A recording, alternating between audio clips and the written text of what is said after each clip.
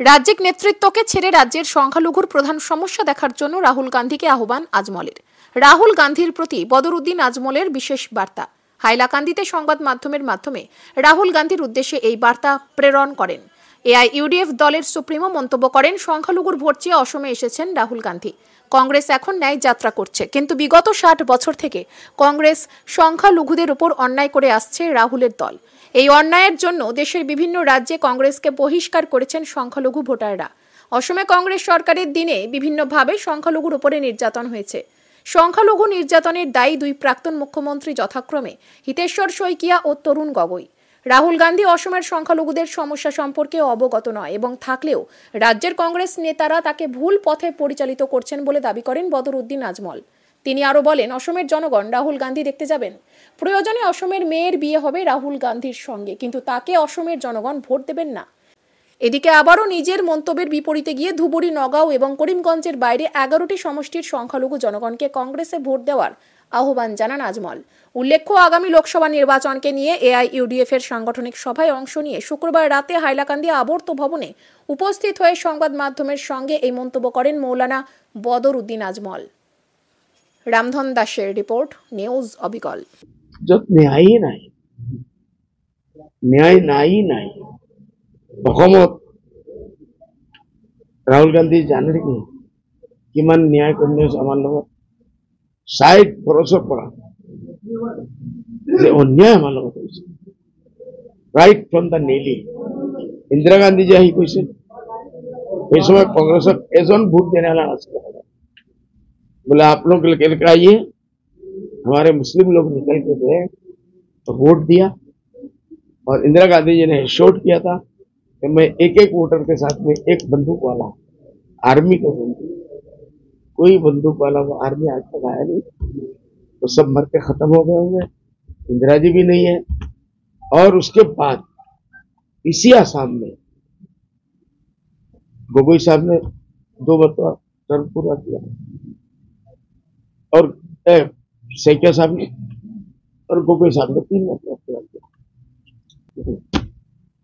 मेरा ये पूछना है राहुल जी से, शायद कोई चैनल दिखा दे, क्योंकि आसाम के कांग्रेस वाले तो राहुल जी को अजमल का ये बात पहुंचने ही नहीं देंगे। उनको न्याय करना है, उनको मियाँ का वोट चाहना है, तो उनको इंसाफ करना पड़ेगा।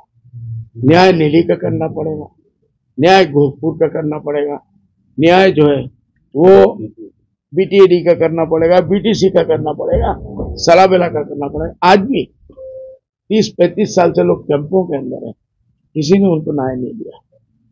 तो कोई साहब ने 3 टर्म किया, सैकिया साहब ने उनके सामने बच्चों को काटा गया, और सर्किट हाउस में बैठ के चाय पी रहे थे। उन्होंने कहा, मुझे तो कोई चील का हुआ उड़ते हुए नहीं दिखता। ये जब कोई जानवर मरता है, गोरू या कोई और जानवर, उसको खाने के लिए चील लोग जमा होते हैं। तो उनका मतलब था ये जो मरे हैं बिकॉज दे आर मुस्लिम्स, ये जानवर से भी बदतर लोग हैं। अगर ये मरते तो ऊपर चील का हुआ उड़ता होता। इससे बड़े दुख के राहुल जी, आपको अगर ये मैसेज पहुंचता है, अब सुनिए, हिस्ट्री को जानिए, न्याय आपसे तब बात करें, कोई न्याय आप नहीं कर सकते। 60-70 साल का अब क्या न्याय करेंगे? हम लोगों को बांग्लादेशी अगर मुसलमानों को मियाओं को बनाया, किसने बनाया? गोगोई साहब ने, सैकिया साहब ने। 1 महीने के बाद दिल्ली में कांग्रेस की सरकार, आसाम में कांग्रेस की सरकार, प्रकाश जयलवार होम मिनिस्टर कांग्रेस के, उन्होंने कहा नहीं, तो तकरीबन 80 लाख से ज्यादा आसाम में जो मुसलमान है मियाँ सब बांग्लादेशी है। उस दिन से हमारे माथे पे बांग्लादेशी लिख दिया गया, 2nd जनरेशन 3rd जनरेशन तक ले रहा है, लेकिन बांग्लादेशी का यह दाग हमारे ना है, तो इसका न्याय चाहिए। राहुल जी, आप न्याय की बात करेंगे, बहुत बड़ी मुसीबत में फंसेंगे।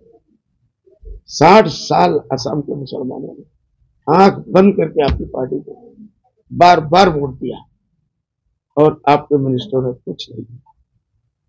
ऐसा नहीं है कि आपकी पार्टी ने मुसलमानों को वजीर नहीं बनाया, मिनिस्टर्स भी बनाए। लेकिन आज मैं उन लोगों से पूछता हूँ, ये जो नदी जिसको इरोशन बोलते हैं, फ्लड एंड इरोशन, आसाम का मसला पता नहीं कब से है, हमको नहीं जानते हमारे पैदा से। ये सरकार क्यों बनती है? इस एश्योरेंस के ऊपर बनाया गया था। सेक्टर साहब को भी चीफ मिनिस्टर, वो हिसाब को भी chief minister, flood and erosion का समस्या समाधान करेंगे। लेकिन लाखों लोग बेघर हो गए, बॉम्बे, दिल्ली, मद्रास जाके वो भीख मांग रहे हैं, उनके बच्चों की जिंदगी बर्बाद हो गई। लोग कचरे के डब्बे में जो खाना डाल के जाते हैं, भाई साहब, राहुल जी चाहिए तो मैं फोटो भेज दूंगा आपको, क्या उसका न्याय आप करेंगे? ये जो एक जनरेशन बर्बाद हो गया, इसलिए हमको बांग्लादेशी बनाया। ये जो फ्लड इरोशन में डिस्प्लेस सर्विट्यूड बैठ गए, सारी सरकारें देखी, लेकिन कांग्रेस गवर्नमेंट आज तक 500 लोगों को भी शायद दंड दिया होगा, ये मेरा चैलेंज, इसका भी हमें न्याय चाहिए। डिपोर्टरों को किसने बनाया? आपकी कांग्रेस सरकार ने। खोल देगा बांग्लादेशी की थी, आप लोगों ने हमको डिपोर्टर बनाया, ये आपका उपहार है, इसका भी न्याय होना चाहिए।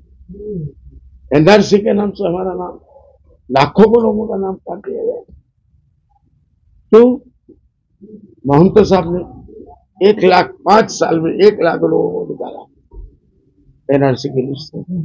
गोगोई साहब आए, कांग्रेस के चीफ मिनिस्टर थे, लोगों को बड़ी उम्मीद हुई, उनको जिता के लाए। उन्होंने 1 साल में उस क्वांटिटी को जो 1 साल का 1 लाख था, उसको 5 लाख।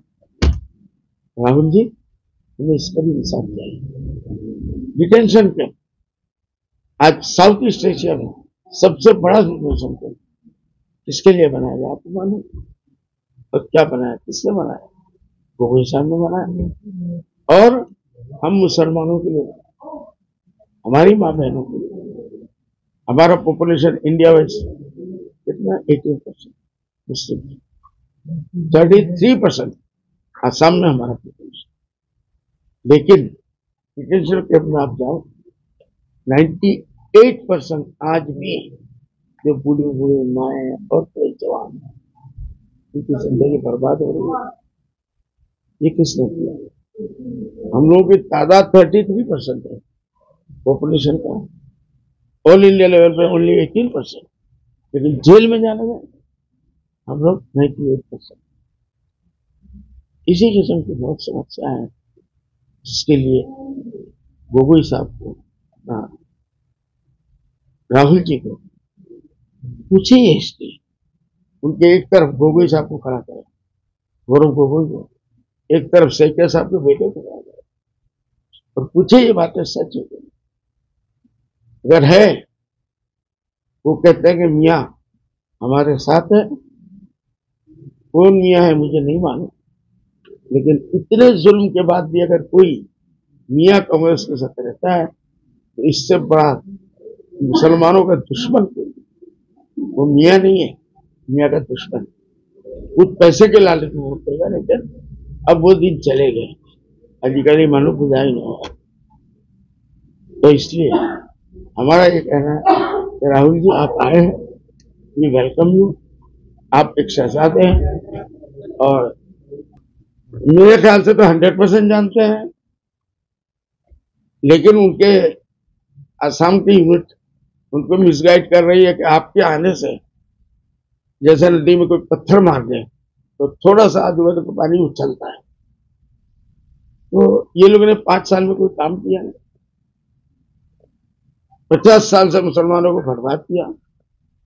हिंदू एरिया में जा नहीं सकते हैं, मुंह नहीं दिखा सकते, मुस्लिम एरिया में जा रहा है, मुसलमानों के वोट से उम्मीद है। इसलिए प्लीज 1985-83 जब हमारा पार्टी पैदा भी नहीं हुआ, हम लोग 2005 में आए। ठीक है, आपका बोलना अच्छा है कि यूपीए में आप रहे, यही तो नाइंसाफी की बात है।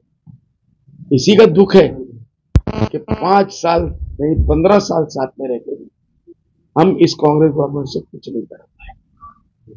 We failed, we are failed. तो इसलिए न्याय उनको करना है तो एक एक चीज के ऊपर करना पड़ेगा, और उसके बाद जाके आसाम के मुसलमान, आज यूपी में कांग्रेस से मुसलमान हट गया तो हट गया, बिहार से मुसलमान हट गया तो हट गया, महाराष्ट्र से मुसलमान हट गया। इसी तरीके से इंडिया में कई एक स्टेट से मुसलमानों ने कांग्रेस का दामन छोड़ दिया। नई नई पार्टियां सामने आई, कहीं समाजवादी आया, कहीं आरजेडी आया, कहीं जेडीयू आया, सब लोगों ने, मायावती ने कांग्रेस के वोट छीन लिए, और ये बड़ी बड़ी पार्टियां। तो ऑल्टरनेट केसी पंत सैकिया साहब के जमाने में वो सेंट्रल होम मिनिस्टर थे, असम में आए, हमारे जमीयत उलमा का डेलीगेशन मिला, उनको बताया कि असम में ये हो रहा है, ये हो रहा है। तो उन्होंने बड़े गुरूर में कि असम के मुसलमान कहाँ जाएंगे कहाँ, जिधर जूता जाएगा धूल भी उतर जाएगा, इससे बड़ा अपमानजनक कोई बात हो सकती। लेकिन उस वक्त हमारे लीडरों के पास ना वो सहमत था, ना उनके पास पॉलिटिकल कोई वो था, जड़ दुख से रोके रह गए। लेकिन अब के जमाने में जो बच्चे हैं तो हम लोग आ सैकिया साहब ने, गोगोई साहब ने क्या कह दिया, सैकिया साहब ने पहले यूएमएफ बना, कहा जाएंगे इसके ऊपर, और 6 महीने के अंदर उन लोगों ने बहुत मामूली पैसे में खरीद लिया। हाँ भाई सुनो, खरीद लिया। गोगोई साहब का भी यही कहना था जब अजमल की पार्टी आई, लेकिन कैलकुलेशन में उनकी गलती हुई। बड़े लोग हैं, बहुत ऊपर बैठ के बात कर रहे थे, ये क्या होगा, हम 3-6 महीने इसको दिखाएंगे। लेकिन अल्लाह का शुक्र है, आप लोग साक्षी हैं कि हमारी पार्टी का तकरीबन 19 साल है, और आइंदा 19 साल में भी नहीं, 29 साल में भी कांग्रेस जैसी पार्टी यूडीएफ को नहीं खत्म करेगी। इसलिए राहुल जी का आना मुबारक हो। इतना जैसे पानी में पत्थर पड़ने से 1-8% पानी, आजू बाजू का 2%, हम एक पत्थर उछलता है शांत हो। राहुल जी आ गए, 1-2% लोग उनको देखने जाएंगे, नौजवान बच्चियां हमारे मेकअप करते थे जाएंगे। राहुल जी अनमेरिड है, अकेले हैं, शायद हमारी किसी आसाम की बच्ची के बाद उनकी निगाह पड़ जाए, वो कबूल कर ले, तो हम लोग आसाम वाले होते हैं, वो हमारे आसाम के दामन हो जाए। ये सब होगा, लेकिन वोट राहुल जी के आने से नहीं मिलेगा, ये हमारा